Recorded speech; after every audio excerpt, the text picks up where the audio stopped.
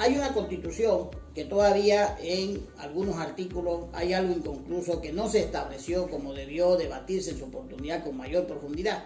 Y eso fue la inclusión de elección de los cuatro órganos miembros del Poder Judicial: el Tribunal Supremo de Justicia, el Tribunal Constitucional Plurinacional, el Consejo de la Magistratura y el Tribunal Agroambiental, que se establece que sus magistrados son electos por voto popular, por sufragio de categoría universal. Ese elemento, por ejemplo, establecido en otros ámbitos de atribuciones, por ejemplo, no solamente es el voto popular, sino que el Consejo de la Magistratura, por ejemplo, es el que nombra, califica vocales y nombra jueces, es decir, la conformación del órgano judicial. Esos vocales son nombrados previa calificación del Consejo de la Magistratura por el Tribunal Supremo de Justicia. A partir de ahí, la conformación del Poder Judicial está en manos de los electos por voto popular. Entonces, cuando uno tiene una constitución que establece el sufragio de categoría universal y la elección es dirigida, es amañada, pero sobre todo la precalificación tiene dos elementos negativos. El primero es la manipulación del proceso de elección y el segundo es que los mejores hombres y ciudadanos de un país difícilmente se presten a ese juego del manoseo político. Por eso es que no hay ni siquiera buenos candidatos donde se califica o precalifica, que es la Asamblea Legislativa. Por eso es que el Poder Judicial en su conjunto ha tocado fondo. Es decir, hay una justicia que se ha convertido en un brazo operador del llamado proceso de cambio.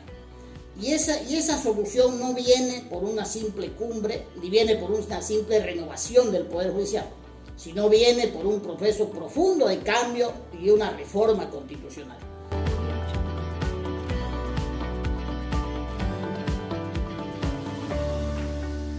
Los grandes problemas del país, el primero es la justicia. Sin justicia no hay Estado, no hay libertad, no hay democracia. Y a partir de ahí, si no modificamos la Constitución y no hay un cambio profundo en el Poder Judicial, los problemas en Bolivia se van a seguir acrecentando. ¿Por qué? Porque un país que no tiene el debido proceso ni el Estado constitucional de derecho es un país que no tiene garantía.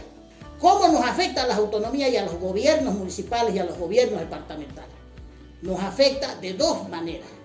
Primero, que quien comete actos de corrupción no se tiene garantía que va a ser sancionado. Quiere decir que hay inseguridad, indefensión para recuperar los recursos del Estado. Y segundo, que es un aliciente para la impunidad. Es decir, quien está en el poder de turno, vinculado a ese poder que maneja el Poder Judicial, ¿no es cierto?, comete actos de corrupción porque tiene la protección del Poder Judicial. Sabe de que la justicia, el brazo largo de la justicia no lo va a alcanzar.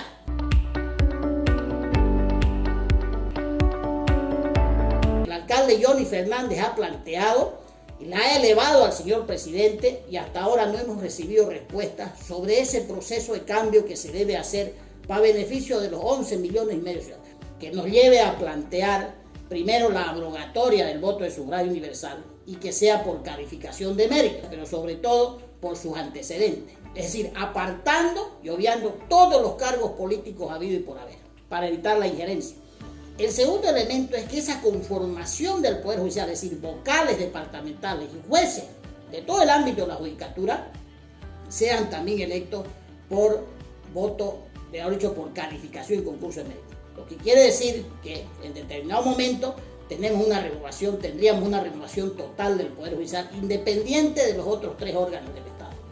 Entonces, a partir de ahí lo que se requiere en el ámbito de la justicia es una reforma profunda que nos lleva a la reforma constitucional. Por eso el alcalde Johnny Fernández Saucedo ha planteado la reforma judicial como un tema para reestructurar el Estado, para que los 11 millones y medio de ciudadanos tengamos seguridad jurídica, debido proceso, Estado constitucional de derecho y todos los actos malos que cometen los servidores públicos, ¿no es cierto?, sean castigados, sean sancionados y los recursos sean recuperados en favor del Estado.